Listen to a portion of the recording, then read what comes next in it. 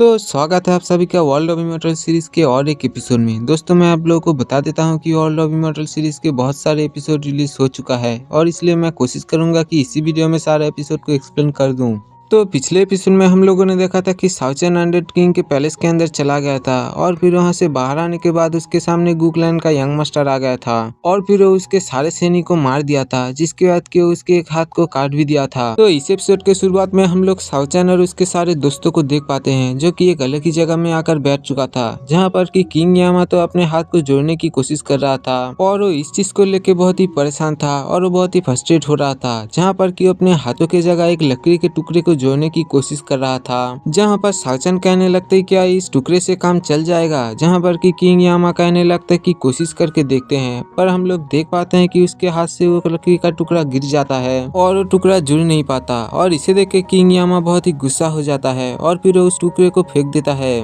और इन्हीं सारी चीज को देख के साउचन सोच रहा होता है कि मैं उससे दोबारा बदला जरूर लूंगा और मैं श्योर करूंगा कि उसके हाथ को मैं फिर से काट दूं। और फिर यहीं पर ही हम लोग किंग ऑफ रीइंकार्नेशन को देख पाते हैं जो कि एक बोतल को बहुत ही ध्यान से संभाल रहा था और वो सोच रहा था कि इस बोतल का पानी किंग यामा को देना चाहिए या नहीं। और फिर बहुत सोचने के बाद वो यामा को हटाकर किंग यामा के पास चला गया था, जहाँ पर कि गामा तो इस बात से गुस्सा हो गया था और उसे मारने के लिए जा रहा था, पर तभी वो देखता है कि किंग ऑफ रीइंकार्नेशन एक बोतल के पानी को उसके ऊपर डाल रहा है, जो पानी की और कुछ नहीं बल्कि नेक्टर ऑफ लाइफ है, जो कि किसी चीज में लाइफ को भर सकती है। पर अचानक देते देते किंग ऑफ रीइंकार्नेशन पीछे हट गया था और इसे देख के साउचन कहने लगता है कि तुम ये क्या कर रहे हो। पर तभी किंग ऑफ रीइंकार्नेशन फिर से जाके अपने नेक्टर ऑफ लाइफ के पानी को उसके हाथ में डाल देता है, जिसके कारण कि वहाँ के चारों तरफ से बहुत सारे लाइफ एनर्जी उसके हाथ में चला गया था और फिर किंग यामा का हाथ रीजेनरेट हो गया था और इसे देख के साउचन तो बहुत ही हैरान हो गया था। जहाँ पर किंग ऑफ रीइंकार्नेशन कहने लगता है कि देखा मेरा पावर, मैं तो किसी मूर्ति को भी जिंदा कर दूं इस पानी की मदद से। और उसके ऐसे बात से गामा को तो बहुत ही गुस्सा आ गया था और वो कहने लगता है कि तुम्हारा पास अगर ये था तो फिर तुम्हें पहले क्यों नहीं दे रहे थे। और फिर ये कहते हुए उसके साथ फाइट करने के लिए चला गया था और फिर वो उससे हाथापाई करके नेक्टर ऑफ लाइफ के बोतल को छीनने की कोशिश कर रहा था, पर तभी उन दोनों के हाथ से वो बोतल छूट जाता है और फिर सारा नेक्टर ऑफ लाइफ जमीन पे गिर गया था, जिस कारण की यहाँ पर सूखे जमीन पर भी घास उगने लग गया था और चारों तरफ कलियां खिल रहा था। जहां पर साउचन कहने लगते कि सच में ये तो नेक्टर ऑफ लाइफ है, क्योंकि इसका ऑरा मेरे ब्लड को नरिश कर रहा है। और फिर हमें कुछ देर बाद के सीन को दिखाया जाता है, जहां पर कि उन लोगों के बीच के लड़ाई शांत हो चुका था और वो सब लोग एक साथ ही बैठा हुआ था। जहां पर साउचन किंग ऑफ रीइंकार्नेशन से कहने लगता है कि तुम्हें ये नेक्टर ऑफ लाइफ कहां से मिला, और वो कहने लगता है कि मुझे तो ये 300 ट्रिप के पास से मिला था, जो कि एक बड़ा सा एंसेस्ट्रल ट्री है। और हैरानी की बात यह है कि वो ट्री और कहीं नहीं बल्कि इसी ड्रैगन आइलैंड में ही है। और उसके ऐसी बात सुन के साउचन बहुत ही चौंक गया था और फिर वो किंग ऑफ रीइंकार्नेशन से कहने लगता है कि इसका मतलब यह है कि तुम तो इस आइलैंड पे बहुत लॉन्ग टाइम से रह रहे हो, तो फिर तो तुम यहाँ के सारे चीजों के बारे में जानते होगे। जहाँ पर किंग ऑफ रीइंकार्नेशन कहने लगते कि हाँ, मैं यहाँ पर बहुत टाइम से रह रहा हूँ, पर इससे पहले मैं कहीं और पे रहता था। और फिर उसके ऐसे बात सुन के साउचन उससे कहने लगते हैं कि तो क्या तुम यहाँ पर किसी लड़की को देखे हो जिसके कि लंबे लंबे बाल है और उसके बहुत बड़ा बड़ा विंग्स भी है। और फिर साउचन के ऐसे बात सुन के वो सारे स्केलेटन एक साइड हो गया था और फिर किंग ऑफ रीइंकार्नेशन उस लड़की का एक्टिंग करके दिखा रहा था और वो दिखा रहा था कि क्या उसका ऐसा विंग था और ऐसे बाल था। और इसे देख के साउचन कहने लगता कि तुम बिल्कुल सही कह रहे हो, मैं उसी लड़की को ही ढूंढ रहा हूँ और वो आसमान में उड़ सकता है, और क्या तुम बता सकते हो कि वो कहाँ पर मिलेगा। और फिर यहीं पर इस सीन कट होके हम लोग गुकलैंड के यंग मास्टर को देख पाते हैं, जो कि लिंगर से आके कहने लगता है कि तुम यहाँ से मत जाओ, मैं तुम्हें एक एक्सप्लेनेशन दे सकता हूँ। असल में लिंगर को अब शक हो रहा था कि गुकलैंड में कोई ऐसा तो है जो कि उसे मारना चाहता है और इसलिए वहां से जा रहा था। और इसीलिए यंग मास्टर उससे कहने लगता है कि इसमें मेरी कोई गलती नहीं है और इसलिए प्लीज तुम मेरी बात सुनने के लिए थोड़ी टाइम मुझे दे दो। पर हम लोग देख पाते हैं कि लिंगर उसके बात मानने के लिए रेडी नहीं था और इसलिए वो अपने हॉर्स को लेके वहां से चला गया था। और जाते टाइम वो कहने लगता है कि तुम्हारा रास्ता और मेरे रास्ता बिल्कुल अलग है और इसलिए हम लोगों को एक साथ रहना ठीक नहीं होगा। और फिर लिंगर के जाने के बाद ही गुल एंड गुयान के ऊपर ऊपर अपने शॉट को पॉइंट कर देता है और उससे कहने लगता है कि मुझे पता है कि ये सारे किए धारा तुम्हारा ही है और इसलिए तुम्हारा हिम्मत भी कैसे हुआ मेरे साथ ऐसा करने की, और इसलिए तुम्हें बताना होगा कि तुम ऐसा क्यों कर रहे थे और इसका रीजन क्या है। जहाँ पर जनरल कहने लगता है कि असल में आप यहाँ पर आने के बाद अपने मोटिव को भूल चुके हैं, जहाँ पर कि आपके क्लान के लोग आपको यहाँ पर इसलिए भेजा था ताकि आप यहाँ पर एंसेस्ट्रल ड्रैगन को पकड़ सके। जहाँ पर यंग मास्टर कहने लगता है कि मैं एंसेस्ट्रल ड्रैगन को तो पकड़ लूंगा, पर उससे पहले मैं पर्सनली शाओचन के सर को अपने हाथ में देखना चाहता हूँ ताकि मेरे दिल को सुकून पहुँचे। और फिर सीन कट होता है और फिर हम लोग लिंगर को देख पाते हैं जिसके बॉडी के अंदर की डार्क ऑरा की वजह से वो बहुत ही कमजोर हो चुका था और इसलिए वो अपने सर को लेके उस यूनिकॉर्न के ऊपर गिर गया था। और इसे देख के उस यूनिकॉर्न उसे लेके एक अलग ही जगह में आ गया था जो कि और कोई नहीं बल्कि तियानरेप ट्री क्लान था और वो उसके एंसेस्ट्रल ट्री के पास आया था। और यही वो ट्री था जिसके पास से कि king of reincarnation nectar of life को लाया था। पर लिंगर को इन्हीं सारी चीज के बारे में कुछ भी पता नहीं था और इसलिए वो इन्हीं सारी चीज को देख के बहुत ही शौक था। जहाँ पर कि वो व्हाइट यूनिकॉर्न जाके वहाँ के तालाब से पानी को पीने लग गया था। जहाँ पर लिंगर तो वहाँ पर खड़े खड़े आसपास की चीज को देख रहा था, पर तभी हम लोग देख पाते हैं कि उसके पीछे से बहुत सारे टेंटिकल आ गया था जो कि उसके ऊपर अटैक करने के लिए जा रहा था। और इसे देख के लिंगर भी अपने शॉट को निकाल के उसके साथ फाइट करने के लिए रेडी हो गया था, पर उसके बॉडी के अंदर डार्क एनर्जी होने के कारण वो कुछ भी नहीं कर पाता और वहाँ पर गिर जाता है। और वो सारे टेंटिकल आके उसके चारों तरफ एक पिंजरे को बना दिया था और इस तरह से लिंगर को कैद कर लिया था। पर तभी व्हाइट यूनिकॉर्न का नजर उस पिंजरे के ऊपर पड़ गया था और इसलिए वो जल्दी से जाके उसके अंदर घुस गया था और फिर अपने पावर का यूज करते हुए वो सारे टेंटिकल्स को दूर हटा देता है। और फिर वो शो करता है कि वो इस लेडी के साथ किसी कॉन्ट्रैक्ट को साइन कर चुका है और ये लेडी असल में और कोई नहीं बल्कि उसका मास्टर है। और इसे देख के एंसेस्ट्रल ट्री कहने लगता है कि तो तुम इसके साथ कॉन्ट्रैक्ट साइन कर चुके हो और ये तुम्हारा मास्टर है, तो फिर अगर ऐसा है तो फिर मैं भी इसे अपनाने के लिए तैयार हूँ। और फिर ये कहते हुए वहाँ के तालाब से एक बूंद नेक्टर ऑफ लाइफ को उसकी तरफ लेकर गया था। जहाँ पर लिंगर कहने लगते कि मैं आपका दुश्मन नहीं हूँ और इसलिए प्लीज मेरे ऊपर अटैक करना बंद कीजिए। जहाँ पर कि वो एंसेस्ट्रल ट्री एक बूंद नेक्टर ऑफ लाइफ को उसके हाथ में डाल दिया था, जिसके कारण कि लिंगर के बॉडी के अंदर बहुत सारे लाइफ एनर्जी चला गया था और उसके बॉडी के अंदर से डार्क एनर्जी बाहर आ गया था। और फिर अगले सीन में हम लोग शाओचन को देख पाते हैं जो कि गॉडेस को ढूंढते हुए किसी और भी जगह में आ गया था जो कि दिखने में काफी खूबसूरत था। और वो कहने लगता है कि ऐसा लग रहा है कि किंग ऑफ रीइंकार्नेशन जिस जगह के बारे में मुझे बोल रहा था और वो जगह यही है,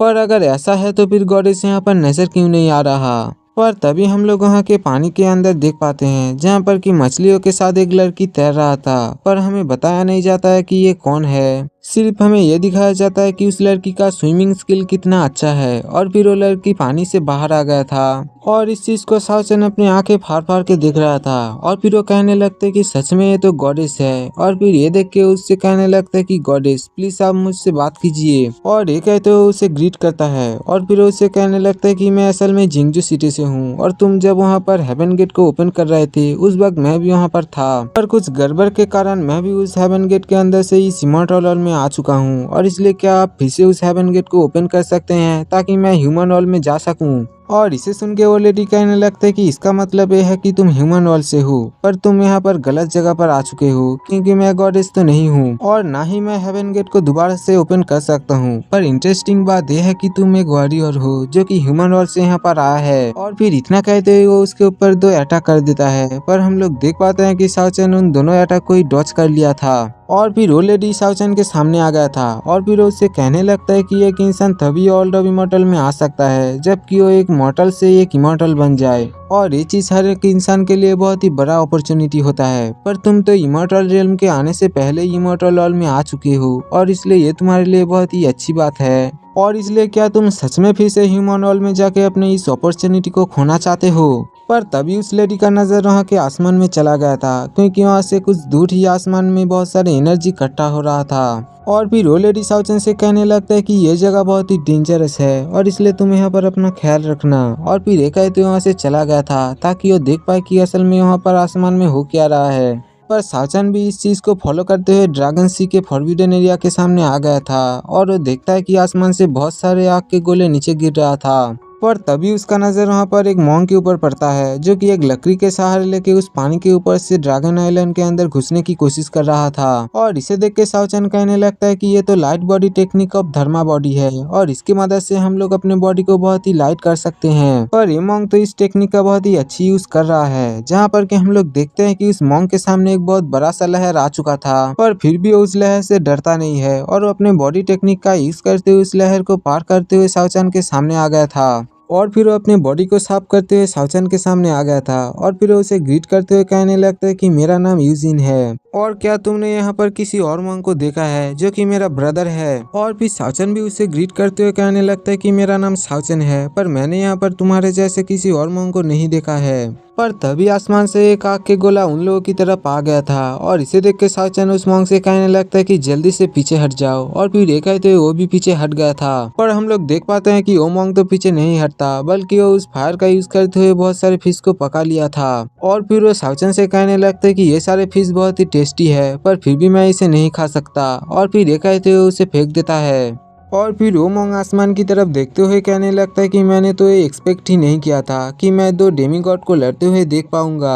और उसके ऐसे बात सुन के साओचन हैरान हो गया था और वो कहने लगता है कि डेमीगॉड। और फिर साओचन उस मॉन्क से कहने लगता है कि क्या तुम बता सकते हो कि ये डेमीगॉड क्या है। जहाँ पर कि वो मॉन्क कहने लगता है कि डेमीगॉड असल में एक ऐसा गॉड है जो कि अर्थ और हेवन की एनर्जी को कंट्रोल करता है। पर जब इन लोगों का पावर डेमीगॉड लेवल में पहुंच जाता है तो फिर इन लोगों का डिवाइन पावर बहुत ही खतरनाक हो जाता है। दोस्त असल में यहाँ पर जो दो डेमीगॉड लड़ रहे हैं वो दोनों ही असल में ड्रैगन क्लान से बिलोंग करते हैं, पर इनमें से एक एंजल ड्रैगन क्लान से और दूसरा डिमन ड्रैगन क्लान से है। असल में हजारों साल पहले डिमन ड्रैगन क्लान ने एंजल ड्रैगन क्लान को इस ड्रैगन आइलैंड में कैद कर दिया था, ताकि वो लोग हेवन और अर्थ की एनर्जी को कंज्यूम ना कर पाए और उन्हें कंट्रोल ना कर पाए। पर हर 100 साल के बाद जब एंजल ड्रैगन क्लान के पावर ज्यादा हो जाता है, तब उनमें से एक बाहर आता है और वो इस डिमन क्लान के लोगों को मारकर अपने क्लान के सारे लोगों को आजाद करने की कोशिश करता है। और फिर हम लोग देख पाते हैं कि एंजल ने डिमन के ऊपर अपने पावर से अटैक कर दिया होता है, पर उसने अपने शॉट की मदद से उसके अटैक को रोक लिया था और फिर वो अपने शॉट के पावर को ज्यादा करते हुए उस एंजल के ऊपर अटैक कर दिया था।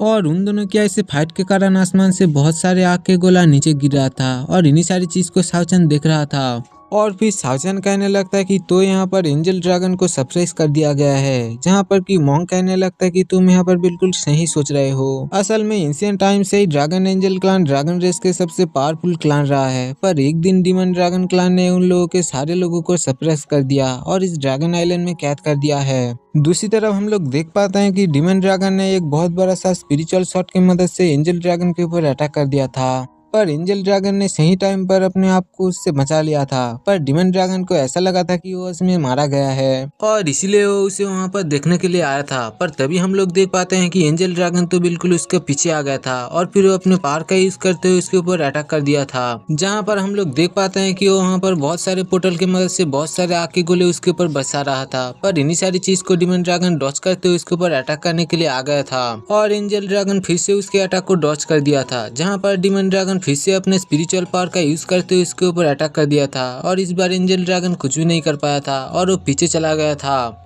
और फिर वो डिमन ड्रैगन से कहने लगता है कि तुम इस तरह से मेरे ड्रैगन क्लान को सप्रेस नहीं कर पाओगी और एक दिन ना एक दिन ऐसा जरूर आएगा जब हमारा ड्रैगन क्लान आजाद हो जाएगा और फिर तब मैं देखूंगा कि तुम्हें कौन बचाता है और समझ लो कि उस दिन तुम्हारा ड्रैगन क्लान का एंड होगा। और फिर इतना कहते हुए वहाँ से कूद गया था, जिसके बाद कि वो अपने ड्रैगन फॉर्म को एक्टिवेट कर लिया था और फिर वो अपने ड्रैगन बॉडी के साथ आसमान में एक बहुत बड़ा सा फॉर्मेशन ओपन कर दिया था, जिसके अंदर से कि बहुत सारे आग के गोला डिमन ड्रैगन के ऊपर अटैक करने के लिए चला गया था। और इन्हीं सारी चीज को दूर से वो मॉन्क और साओचन देख रहा था, जहाँ पर वो मॉन्क कहने लगता है कि एक ड्रैगन जब अपने ड्रैगन फॉर्म में आता है तब उसका पावर 10 इंसानों जितना बढ़ जाता है और तब उसे हराना बहुत ही मुश्किल हो जाता है। और ऊपर से तो वो ड्रैगन आइलैंड में है, जिसका मतलब कि वो अपने होम टाउन में है और इसलिए यहाँ उसे हराना तो सिर्फ सपनों में ही पॉसिबल हो सकता है। पर फिर भी ये तो सिर्फ एक नॉर्मल ड्रैगन है, क्योंकि यहाँ पर अगर एंसेस्ट्रल ड्रैगन या फिर ड्रैगन किंग होता तो फिर इसका पावर तो और भी ज्यादा देखने को मिलता। और दूसरी तरफ हम लोग उस डिमन ड्रैगन को देख पाते हैं जो कि सारे आग के गोले को डॉच करते हुए उस ड्रैगन की तरफ जा रहा था और इस चीज को देख के वो एंजल ड्रैगन अपने मुंह से एनर्जी बीम की मदद से उसके ऊपर अटैक करता है, पर फिर भी वो डिमन ड्रैगन अपने शॉट की मदद से उस चीज को डॉच कर लिया था